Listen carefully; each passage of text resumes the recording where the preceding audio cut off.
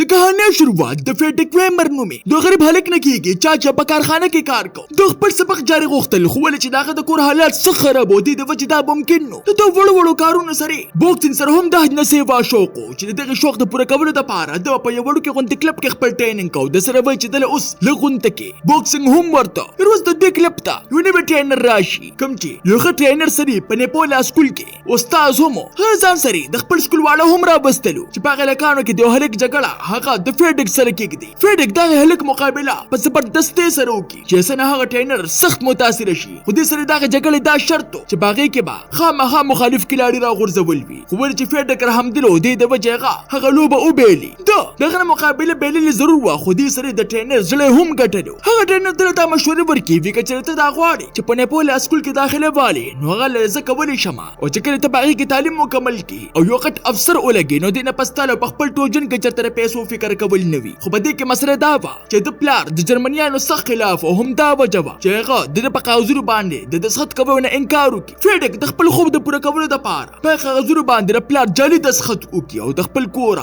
باغ اختیار کړي پس په باندې د مو پلار ته کله ختم لوشي په کوم کې چې هغه د لیکلو چې زه نیپولا سکول ته روانه ما نو په دې سره هغه سخت پریشان شي د چې کله د سکول خواله ورسي او د سکول امارت ته پام وکړي د ذهن کې دا راشي چې دا خو د فلمونو کم نه دی هغه هر څه ته حیران چلته کې پرسیدو سره هغه ټرینر دی یو هلک سره ملو کې د کم نوم چې کریسټوف هغه ته د کمرو خای او دې سره دا ورته هم وایي په 15 منټه کې دنه مونږ لبا اسمبلی ته تک پکاري کله چې فیډک پاول ځل باندې په فوجي کپړو کې ځانو ویني نو په دې سره د په مخ باندې خندا راشي چې خندا د اسمبلی په دوران کې هم پټ نه کړل شي ادنه پس کریسټوف دی باقي ملګرو سره ملو کې چې ناصافه پاغزه کې دوی سینیئر ملګری راشي د کوم نوم چې جوشارو هغه د دې ربړو د پاره په د باندې په زور باندې سل ډندونه وباسي ولې چې د الماری نه وبند کړي خو په دې وخت په خدمت سره ټرینر هغه تک راشي او دوی لا ټوله معاملې ختمه په دې کې چې کله شپه راشي نو فیډک لا خوب نه ورځي او زړه دا غوښتل چې چا سره خبرو وکما او غوی په سختۍ سره د حکم ورکړل شوی وي چې کله ټونه مړ شي نو چاته هم د خبرو کولو اجازه نشته په سبا باندې د سره په دغه ځای کې یو بل ملګری ملو شي د کوم نوم چې البرشت سټینو دی سلام علیکم نو بلکې دی د دې خار د گورنر زیو خو په دغه د حیرانتیا خبره دا و چې د فوج سره د سره هم شوق نو د دې شوق نو صرف او صرف شاعر او کہانیانو سره او چې کله هغه د فیډک سره مرسته وکړي نو په دې سره دغه دوانو په منځ کې دوستي شروع شي په دغه ورځ باندې دوی له ټرینګ د ورکبلو د پاره دغه تک یو سخت افسر راشي د کوم نوم چې کولو هته ورځ دا شکایت ملو شي چې یو هلک د کوم نوم چې سګي دی هغه بار په خپل کټ کې امتیازي کوي چې هغه د آزاد ورکبلو د پاره دی پاغه باندې دغه بستر روډیو د ټول په منځ کې دا حکم ورلور کی په دې باندې امتیاز وکا دغه سزا ورکی کم چې دغه سره هم په کنټرول کینو خو دغه د تاسو کول والا څوک هم نو په کلاسونو کې دوی تبا د هټلر تقریرونه پړاوېدل او د سری په دوی باندې به مضمون لیکل هم د هټلر په حق کې هغه ته دا خو د لیکدل چې په دنیا کې صرف او صرف طاقتور خلک اوسېدي شي او هم دا وجه ده چې هوګان کمزوري دي نو مونږ یې وجنو د سره دوی ته به د بسلې چېونه هم خودل چې څنګه به نشانه لګوي دغه سکول کې فیډک د بوکسینګ په کلب کې هم داخله واخلي چې په دغه ځای کې دا پته ولګي چې نیپولا اکیډمي به په یو وخت کې د هر چا نه مقابله ګټلي خو یو څو کال وشو چې بار مسلسل مقابله بیلي دغه ځای ټرینر په دې وخت کې سترګې فیډک ته چې دا هلک په بوکسینګ کې زموږ نوم بیا جوړولی شي وخت سره د فیډک او دا البرشت په دوستۍ کې ورته واری اضافه کیږي اوس دوی پټ پټه واړه شرارتونه هم کوي یو څو میاشتې پس هغه ټرینر دی مقابله ته وروباسي چې فیډک په مقابله کې د بربور انداز مظاهره وکړي هغه مخالف کلاړي خطر او غورځي خو په دغه ځای کې د ګټات تپار د کلاړي یو شکل ضروري حالانکه هغه کلاړي د تلوب پر خوده هم و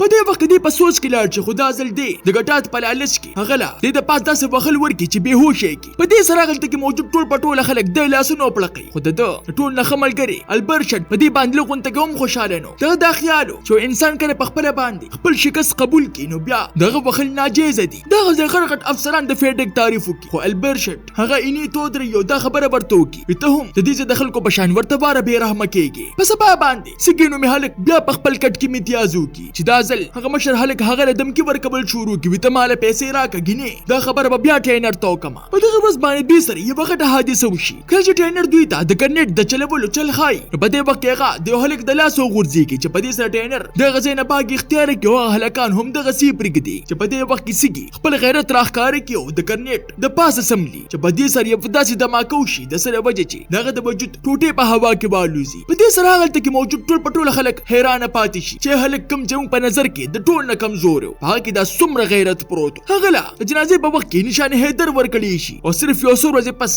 د بیا هغه ټرینر کم چې په ورځ باندې تختیدلو د خپل وجود د مضبوطیا د خودو د پاراغه هغه ټول پټول هلکان له دا حکم ورکي وی کچره پچا کې نرتوبي نو مال د سوکرا کی چې ماته په درد محسوس شي چې په دې سره فریډریک د خپل ملګری د مرګ د بدل د غستو د پاره هغه یو داسې سوک ورکي چې په دې سره هغه د درد د لاس په ځمکه باندې راوغورځيږي. په سبا باندې البرشت فریډریک د خپل پلار د سالګرې په خوشاله کې خپل حویلې ته ځان سره راولي چې دوی د شاندار محل په لیدو سره فریډریک حیران پاتې شي. خو په ځکه ټول د حیرانتیا خبره دا وه چې د البرشت د پلار په نظر کې د البرشت هیڅ قسمه اهمیت نو د ځکه په ځکه کې شاعري شروع کړي نو پلار د مغزري ودري په دې خبره باندې وی شاعري کول د کمزور او د خزو کار دی. دا وختل چې ما زوی یو مضبوط او یو نر غټ افسر جوړ شي. د شپې په وخت کې هلته کې موجود ټول خلک په نشو کې وي چې هلته کې دا البرشت پلار فریډریک البرشت د بوکسینګ د پاره پس نه طریقې سره راځي کې دوی په منځ کې جګړه را شروع کی چې په نتیجه کې فریډریک خپل ملګری له یو داسې سوک ورکړي سره وایي چې هغه په شا باندې وغورځيږي. په دې سره هلته کې موجود ټول خلک د فریډریک تعریفونه شروع کی او البرشت پټ په پټ دا غزنه لاړ شي. د واقع نه پس دغه دوانو د دوستۍ په منځ کې فاصله راتلل شروع شي او چې کله یخنیانی شي نو دوی واپس خپل اکیډمي ته واپس راشي. یو شپه ناڅاپه د ټول پټوله د گورنر مخې ته پیش کړل شي چې هغه دوی ته حکم ورکړي وي روسيان قیدیان د جیل بار ودري د ځان سره